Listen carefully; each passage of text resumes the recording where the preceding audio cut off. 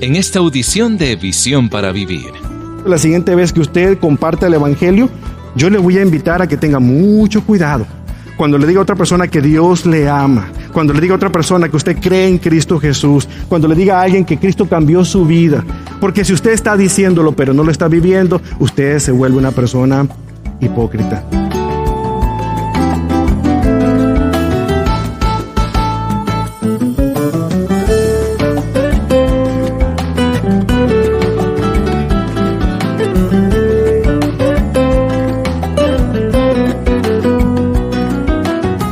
Todos somos responsables ante otros cuando hacemos algo que impacta al cuerpo de Cristo.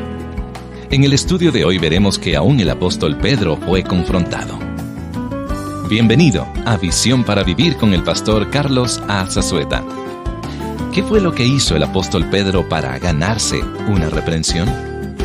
En este estudio de la carta a los Gálatas hemos visto el contraste entre el vivir bajo la gracia y vivir bajo la ley. Y esto es precisamente lo que estudiaremos el día de hoy con el mensaje titulado Confrontando la hipocresía. Pero antes, acompáñenos a escuchar esta breve introducción. Vince Lombardi ha sido considerado como el más grande entrenador de todos los tiempos. Fue entrenador de los Empacadores de Green Bay, un equipo de fútbol norteamericano, y se dice que cada año, al comenzar la temporada de entrenamiento, él se sentaba junto con sus jugadores para darles su discurso de apertura. Y cada año, él levantaba un balón de fútbol americano para que todos lo vieran y le decía: caballeros, esto es un balón de fútbol americano. Para ganar un partido de fútbol, usted nunca debe olvidarse de lo básico. Querido hermano, esta es la Biblia, es la palabra de Dios. Y si queremos avanzar en el reino de Dios, nunca debemos olvidar lo básico. ¿Y qué puede ser más básico que el gran mandamiento que Jesucristo nos enseñó? Amarás al Señor tu Dios con todo tu corazón y con toda tu alma y con todas tus fuerzas y con toda tu mente, y a tu prójimo como a ti mismo. Sin embargo, es precisamente en ese amor al prójimo donde frecuentemente fallamos. Para obtener su copia personal de este estudio con su bosquejo, visite visionparavivir.org. El mensaje se titula Confrontando la hipocresía. Escuchemos. Quisiera pedirle que se imaginara una cosa. Imagínese usted que se encuentra, por alguna razón, en un lugar desolado, oscuro. Quizá su vehículo quedó varado en el camino, pero se dio cuenta de que el puente que unía a dos montañas se ha desplomado, se ha caído. Y usted se encuentra ahí contemplando todo eso y no puede creer que esto haya podido suceder de la noche a la mañana. Pero a lo lejos usted contempla las luces de un vehículo que se acerca en su dirección y usted, su primera reacción es poder llamar la atención de la persona que viene manejando para que disminuya la velocidad, porque a donde se va a enfilar es a un precipicio. Y obviamente puede morir. Pero en ese instante usted se queda callado, pensando: no, esta persona que viene manejando va a pensar que yo soy un loco, que voy a hacerle algo. ¿Qué si piensa que yo trato de asaltarlo o que si esto es una trampa únicamente para robarle el vehículo? Y con tantos pensamientos que llegan a su mente, usted evita hacer alguna señal y simple y sencillamente se hace a un lado y se hace el disimulado y la persona pasa enfrente de usted y con su vehículo andando cae por ese precipicio. ¿Realmente esto que le estoy diciendo tiene sentido? ¿Usted lo haría? Usted, para evitar que la persona pensara mal de usted, que usted es un loco, que usted es un asaltante, que usted es una persona mala, ¿realmente usted evitaría decirle a la persona que viene manejando que su vida está en peligro? No lo haría. Yo pienso que si usted es una persona cuerda y con sus facultades mentales bien puestas, Usted haría todo lo imposible por llamar la atención de la gente y decirle: alto, párense, no, a donde van no hay puente, se van a matar, no vayan hacia allá. ¿No es cierto? Yo creo que todos haríamos eso, estamos capacitados para hacerlo y de una u otra manera estamos cableados para hacerlo. Es nuestro sistema de conservación que traemos todos.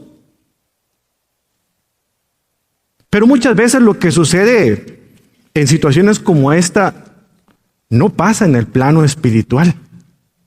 ¿Sabía usted que miles de personas todos los días van destinados al infierno y no hay quien se atreva a prevenirlos de que vayan a ese lugar?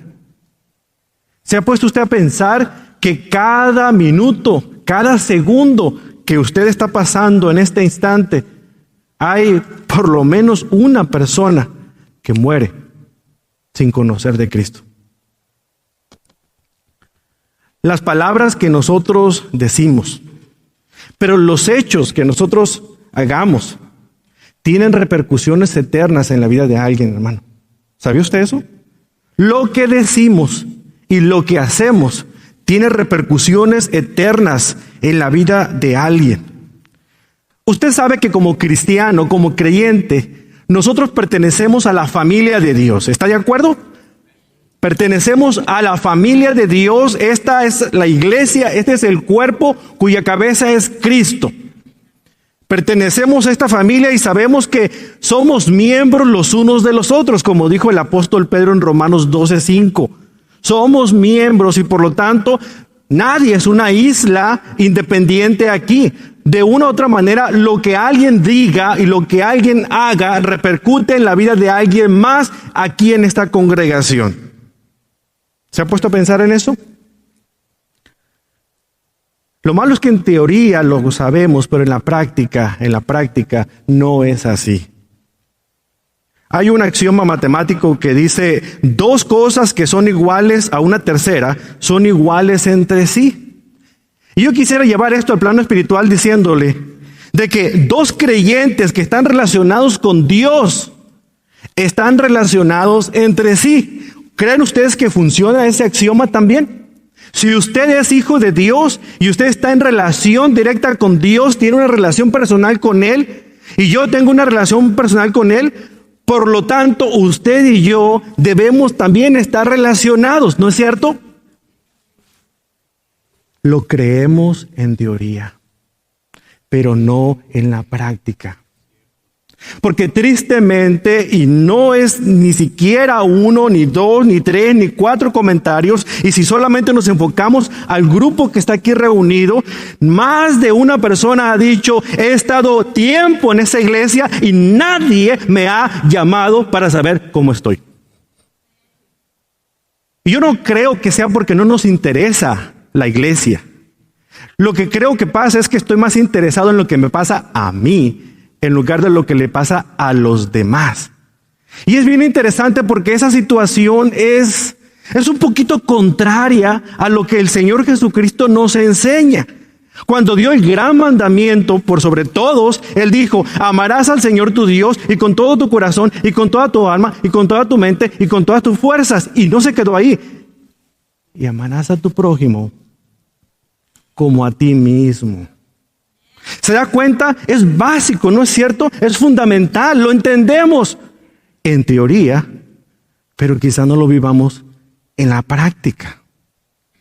Pero una cosa sí es cierta: todo lo que usted diga dentro de la congregación, lo que sea que usted diga, sea una buena noticia, o sea un rumor, o sea un chisme, o sea para agradar a alguien, o sea lo que sea que usted diga, repercute en una persona.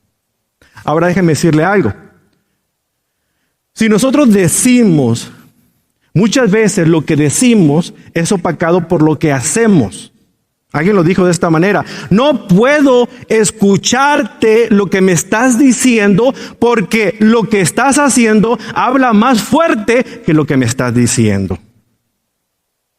O sea, no solamente es decir que creemos en Dios, que creemos en Cristo, que creemos que Cristo murió en la cruz del Calvario. No es bueno únicamente decir lo que el Evangelio nos enseña, que Cristo murió, fue sepultado y al tercer día, de acuerdo a las Escrituras, Él resucitó entre los muertos. No es bueno decirlo y no vivirlo, porque es muy fácil decirlo.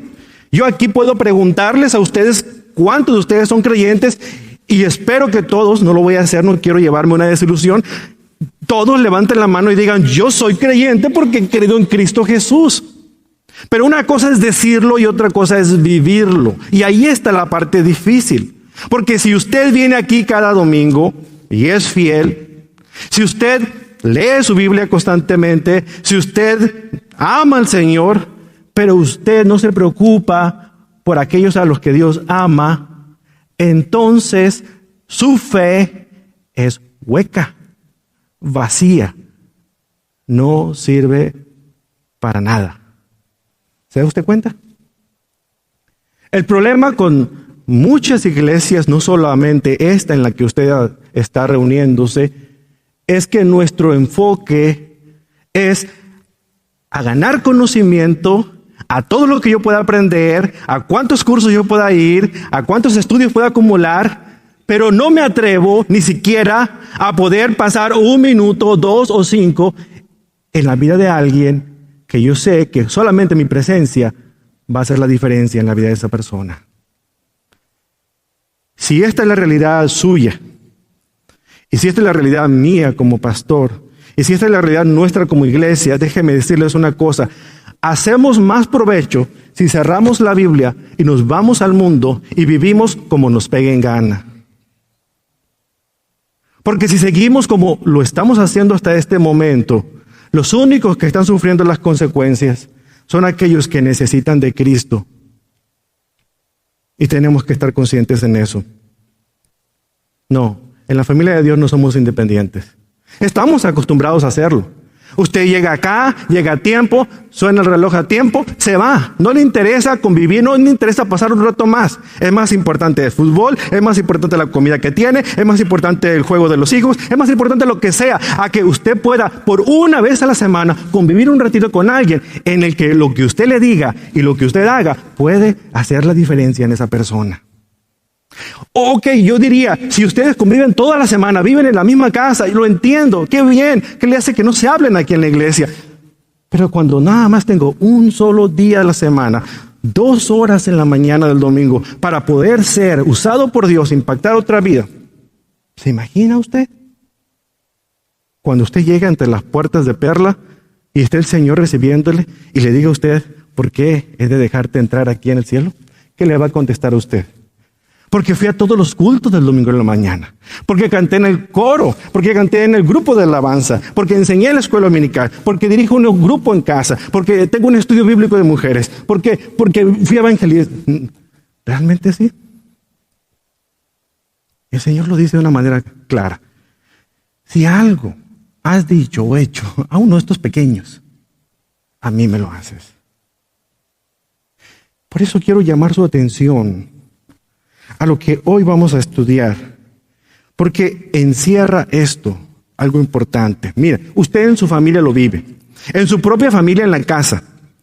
Si alguien está enojado y usted está reunido en la mesa, si uno de sus hijos o el marido o la esposa están molestos, la molestia, la conducta de esa persona afecta al resto de la familia, ¿no es cierto?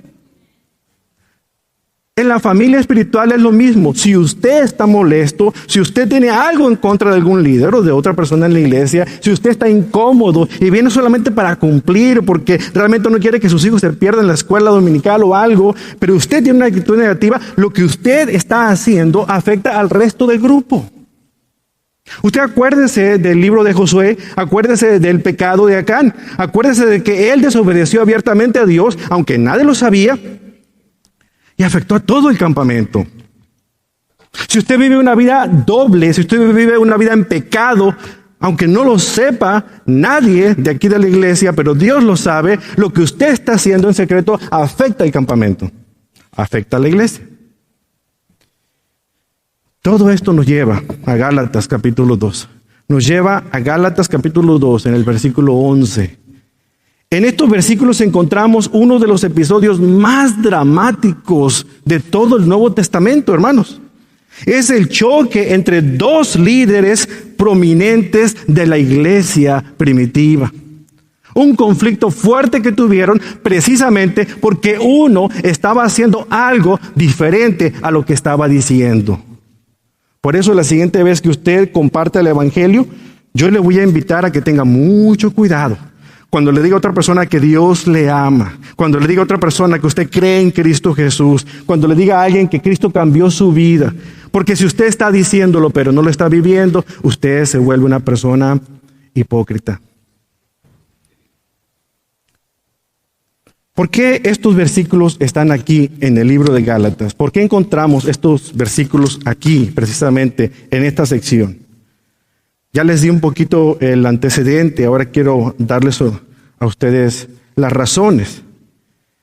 En nuestro estudio de la carta a los Gálatas, en lo que llevamos, este es nuestro quinto mensaje, y yo sé que algunos ya están diciendo, wow, otra vez Gálatas, ya lo tengo hasta aquí, ojalá que lo tenga hasta aquí y lo baje hasta acá. Porque eso es lo importante. No que usted lo sepa, sino que lo viva. Como aquel pastor que le decían, pastor, ya lleva 5 semanas predicando lo mismo. ¿Cuándo va a cambiar? Cuando ustedes comiencen a practicar lo que estoy predicando. Y me gustaría hacer eso este día otra vez. En nuestro estudio a los Gálatas vimos varias cosas. Por ejemplo, hemos visto el contraste que existe entre vivir una vida basada en la gracia con una vida basada en las obras. Hemos visto también lo que es caminar con Dios andando por fe en lugar de andando por vista. Hemos estado analizando aspectos en cuanto al mensaje del evangelio que debe ser claro, que debe ser entendible para las personas, sobre todo para aquellos que conocen poco de la Biblia. Y de repente nos encontramos aquí en el capítulo 2, versículo 11 al 16, una situación bien interesante. Un bache en el camino, diríamos, porque de repente una secuencia que lleva a Pablo defendiendo su apostolado, su autoridad apostólica, de repente, ¡pum!, caemos a algo contrastante, porque vemos aquí al apóstol Pablo enfrentándose cara a cara con el apóstol Pedro. Pasa hasta las mejores familias. Pero ¿por qué tenemos este pasaje aquí? Bueno, históricamente, aquí lo tenemos para comprobar la autoridad de Pablo como apóstol. Él lo ha venido haciendo en los otros pasajes que hemos estudiado. Aquí nuevamente lo hace. Usted recordará a los falsos maestros que habían dicho, bueno, ¿quién se cree Pablo que es? ¿Quién le dio la autoridad para hablar y predicar ese evangelio? Él no es de los 12 que están en Jerusalén, porque él habla como si realmente él fuera uno de ellos. Y trataban de desacreditarlo. Y obviamente desacreditaban su mensaje. Por lo tanto, Pablo incluye esta sección en Gálatas nuevamente para poder dar una autentificación al mensaje que él había recibido directamente de Dios.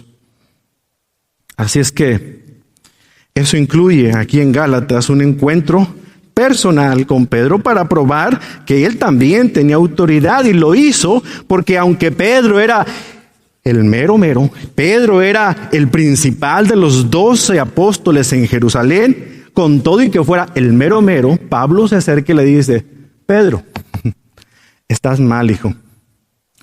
Y déjame explicarte por qué. Él no tenía temor de enfrentarse con quien sea. Como decimos vulgarmente, no tenía miedo de aventarse las patadas con Sansón. Él solamente sabía lo que creía y él se acercó al líder de los apóstoles y le echó en cara algo importante. Eso demuestra también la autoridad apostólica de Pablo. Eso es históricamente. Ahora en la práctica, ¿por qué tenemos estos pasajes aquí? Porque nos están ilustrando a usted y a mí de que nosotros, los hijos de Dios, somos responsables de lo que decimos y de lo que hacemos en el cuerpo de Cristo. Porque lo que decimos y lo que hacemos, y diría yo, más lo que hacemos, tiene un impacto eterno en la vida de alguien. Repito, no somos islas. No me diga usted, mira, yo no le hago mal a nadie. Yo voy a la iglesia, canto, escucho el sermón, oro de vez en cuando, y yo no me meto con nadie. Sí, veo que fulano de tal hace esto, pero allá él y Dios. Está usted mal. Si usted está pensando que usted no tiene que ver cuando usted vea que alguien está haciendo algo malo, y usted dice, allá él y Dios, usted tiene serios problemas. Y Dios le va a pedir cuentas porque usted no intervino. Porque nuestra labor, y ahorita lo vamos a ver, es poder nosotros denunciar las cosas que estamos escuchando que realmente están afectando al cuerpo de Cristo. Si usted está reunido en un grupo de damas o en un grupo de varones y en lugar de orar o estudiar, usted se la pasa chismeando. Si usted no se levanta y le dice, ¿saben qué? Hasta aquí se acaba, yo me voy, usted es culpable junto con los demás y usted va a rendir cuentas de eso. Porque realmente, si nosotros sabemos que algo está mal y no hacemos nada para impedirlo, nos hacemos partícipes de eso también. Lo mismo, si usted está viendo que un líder, el pastor, un anciano de la iglesia está haciendo algo que indebidamente está mal, no que usted crea que está mal, porque podemos estar pensando algo distinto a usted, pero usted sabe que está mal, está en pecado abierto, y usted no se lo señala, usted va a rendir cuentas por eso. Eso es lo que estamos aprendiendo acá. ¿Qué fue lo que ocurrió aquí en Gálatas capítulo 2? ¿Qué sucedió aquí en este lugar? Vamos al contexto un poquito. Y el contexto nos lleva de Gálatas rápidamente al libro de los Hechos. Porque en este punto, en el versículo 11 de Gálatas, tendríamos que analizar un poquito dónde y cuándo estaban sucediendo estas cosas. Por eso quiero que vaya brevemente conmigo al libro de los Hechos de los Apóstoles. Bien curioso, ¿no? Los Hechos de los Apóstoles. Y esta historia del enfrentamiento que tuvieron Pablo y Pedro no está registrado en el libro de los Hechos de los Apóstoles. ¿No le parece extraño? Puede ser que a lo mejor el escritor Lucas pensó que esto era demasiado privado como para incluirlo en el libro de los Hechos de los Apóstoles, que prefirió dejar al propio Pablo que lo narrara aquí en la carta a los Gálatas. Pero vámonos a centrar un poquito aquí. Por cierto, el libro de los Hechos, si usted quisiera dividir el libro de los Hechos en dos partes, entendería que los primeros 12 capítulos están hablando del ministerio de la iglesia con un enfoque fundamental que es el apóstol Pedro. Los primeros 12 capítulos hablan del ministerio de la iglesia, pero se enfocan en Pedro el apóstol. Del 13 al 28 en este caso, es el ministerio de la iglesia del primer siglo, pero se está enfocando ahora en el apóstol Pablo. O sea, dos de los pilares, dos de los principales apóstoles, el libro de los Hechos, están haciendo su enfoque. La cámara se enfoca primero en Pedro y después de ahí se enfoca en lo que es Pablo. Es decir, al principio vemos el nacimiento de la iglesia y luego vemos la expansión de la iglesia. Así usted ya tendrá una idea de lo que trata el libro de los Hechos. Pero aquí vemos que no se incluye este choque. Pero vaya a Hechos capítulo 14. En Hechos capítulo 14 tenemos un recuento muy interesante. Aquí estamos situados en Antioquía de Siria. Ahí se estableció la primera iglesia en una región que no era judía, en una región que era gentil. Y Pablo y Bernabé eran pastores de esa congregación, no los pastores principales, si lo queremos ver así, pero pastores al fin y al cabo, líderes. La iglesia de Antioquía había enviado a Pablo precisamente y a Bernabé a que hicieran su primer viaje de misiones. Y ha venido a varias regiones, habían plantado algunas congregaciones en aquel lugar. Y aquí en el versículo 24 de Hechos capítulo 14 podemos ver cuando terminaron el primer viaje misionero y ya estaban de regreso en la iglesia que los había enviado. Vemos aquí en el versículo 24 que dice, pasaron por Siria y llegaron a Panfilia. Y después de predicar la palabra en Perge, descendieron a Atalia. Y de allí se embarcaron para Antioquía, donde habían sido encomendados a la gracia de Dios para la obra que habían cumplido. Es decir, aquí están Pablo y Bernabé rindiendo cuentas a la iglesia, mostrando ahí sus filminas de lo que habían visto por allá, por aquellas regiones, y cómo las iglesias estaban siendo sembradas en estos lugares. Sigamos leyendo el versículo 27. Dice, cuando llegaron y reunieron a la iglesia, informaron de todas las cosas que Dios había hecho con ellos y cómo había abierto a los gentiles la puerta de la fe. Vea el 28 porque esto es donde encaja Gálatas capítulo 2. Y se quedaron mucho tiempo con los discípulos. Es decir, aquí vemos, en ese punto podemos trazar en la cronología de la historia de la iglesia dónde sucedió el evento del encuentro que tuvieron el apóstol Pablo con el apóstol Pedro. Aquí en el versículo 28. Ahí, en esa situación, tuvo lugar esto. Eso nos da a nosotros un contexto.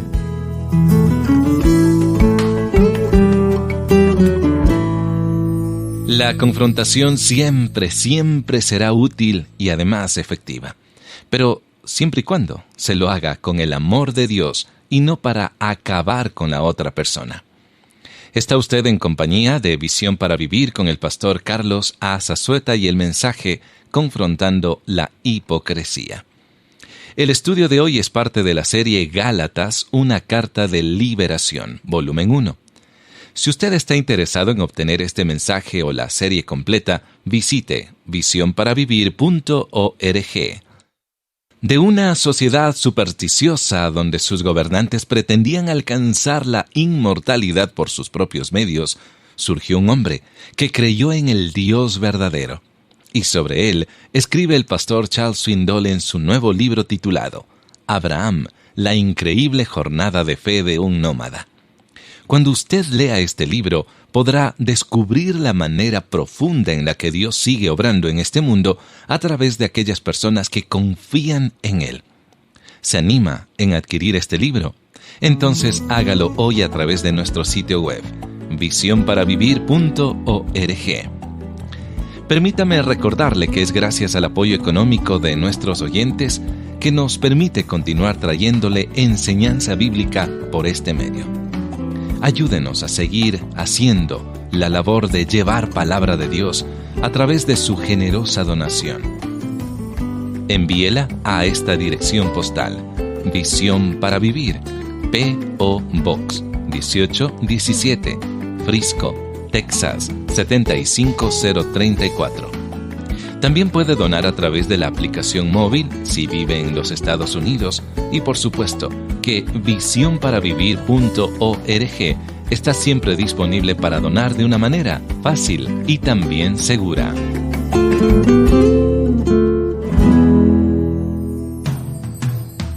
Esto es todo por hoy. Sintonícenos mañana para continuar con esta serie y el mensaje Confrontando la Hipocresía.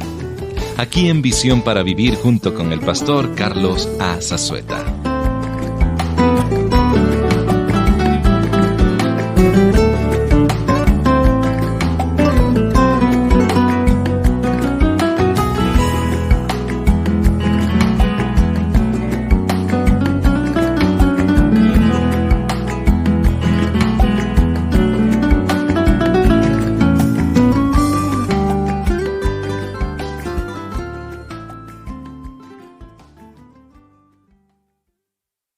El mensaje anterior, Confrontando la Hipocresía, fue copyright 2010 y la grabación es 2011, por Charles R. Swindoll Incorporado. Reservados mundialmente todos los derechos.